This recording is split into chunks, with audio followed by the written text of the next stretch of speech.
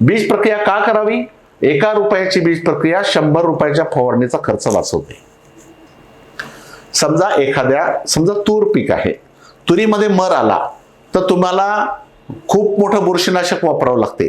त्याचा खर्च म्हणजे जिथं बीज प्रक्रिया 10 ग्रॅम 1 किलोला ट्रायकोडर्मानं होईल तिथं तुम्हाला अर्धा किलो ट्रायकोडर्मा 2 वेळेस तरी कमीत कमी वापरावं लागेल.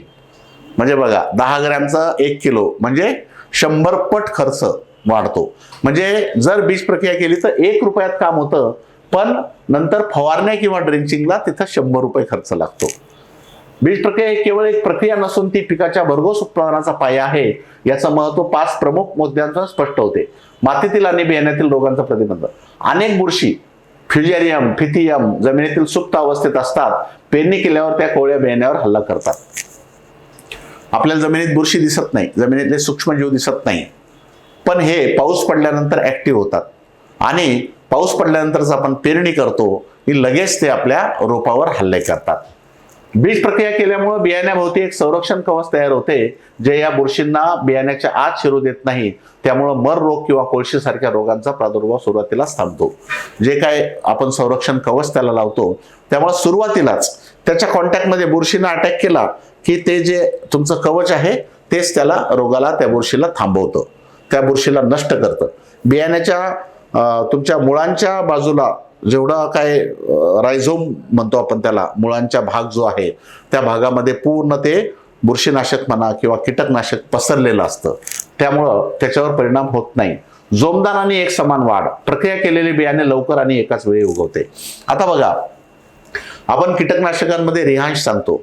रिहांशनं तुमच्या सुरुवातीच्या किडी नियंत्रित होतात.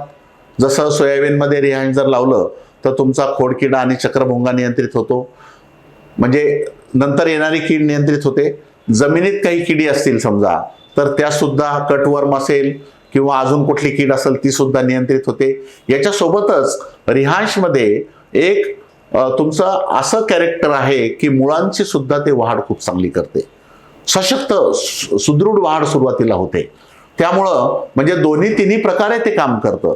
त्यासाठी आपण जोमदार आणि एक समान उगवण सुद्धा चांगली होते आणि एक समान वाढ होते. त्यामुळे शेतात झाडांची संख्या योग्य राहते. जर झाडाची संख्या कमी झाली तर उत्पादनात घट येते. बीज प्रक्रिया ही दुबार पेरणी टाळण्याचा सर्वोत्तम स्वस्त उपाय आहे. बरेच वेळेस कीडमुळं, रोगामुळं किंवा उगवण एक समान न झाल्यामुळं किंवा उगवण कमी झाल्यामुळं दुबार पेरणीचं संकट ओढवू शकतं. पण जर तुम्ही बीज प्रक्रिया केलेली असेल तर ह्या ज्या अडचणी आहे त्याच्यापासून नक्कीच तुम्हाला संरक्षण मिळतं. सुरुवातीच्या रस शोषक किडींपासून संरक्षण. पिकाच्या पहिल्या 20 ते 30 दिवसाच्या काळात मावा, तुडतुडे, फुलकिडे, खोडकिडा, कटवर्म यासारख्या रस शोषक किडींचा मोठा धोका असतो. मी सांगितलं तुम्हाला, सुरुवातीला जसं कापसाला सुद्धा बीज प्रक्रिया केलेली असते तर त्याला सुरुवातीला येणारा मावा आहे, तुडतुडा आहे, किंवा आपण सोयाबीनला जर बीज प्रक्रिया केली रिहांशची तर मावा, तुडतुडा किंवा खोडकिडा असतो, चक्रीभुंगा असतो किंवा कटवर्म असतं. हरभऱ्याला जर बीज प्रक्रिया केली तर हरभऱ्यामध्ये कटवर्म जो येतो त्याला सुद्धा आपण तिथं नियंत्रित करू शकतो. कीटकनाशकाची बीज प्रक्रिया केल्यामुळे रोपामध्ये शक्ती निर्माण होते. हे कीटक झाडावर बसले तरी त्याचे नुकसान टळते. त्यामुळे सुरुवातीच्या महागातल्या फवारण्याची गरज पडत नाही. आपण म्हणतो ना, तुमच्या कापसाला बीज प्रक्रिया केलेली असेल तर सुरुवातीला तुम्ही महिनाभर फवारण्याची गरज नाही. तसं आपण सुरुवातीला बीज प्रक्रियेच्या आधी 15व्या दिवसालाच फवारा करायचो. पण आता बीज प्रक्रिया केल्यामुळे 1 महिन्यापर्यंत संरक्षण त्याचं मिळत राहते. जमिनीतील अन्नद्रव्यांची उपलब्धता. आता हे जे अन्नद्रव्याची उपलब्धता आहे याच्यासाठी जीवाणू खताची बीज प्रक्रिया असते. मी तुम्हाला नेहमी सांगतो NPK बूस्ट DX हे जर तुम्ही बीज प्रक्रियेत वापरलं तर नत्र, स्फुरद आणि पालाश देणाऱ्या जीवाणूंचा तिथं संख्या वाढून मुख्य अन्नद्रव्यांचा वापर तुम्ही कमी जरी झाला तरी सुद्धा त्याच्यावर मात करू शकतं. असे मग वेगळं नत्रासाठी जसं आपण रायझोबियम लावतो सोयाबीनला, तुरीला, ते लावू शकता. फॉस्फरससाठी फॉस्फरस सोल्युबलायझिंग बॅक्टेरिया आहे PSB, पोटॅश मोबिलायझिंग बॅक्टेरिया, हे जीवाणूची बीज प्रक्रिया सुद्धा तुम्ही करू शकता. आर्थिक बचत आणि उच्च नफा.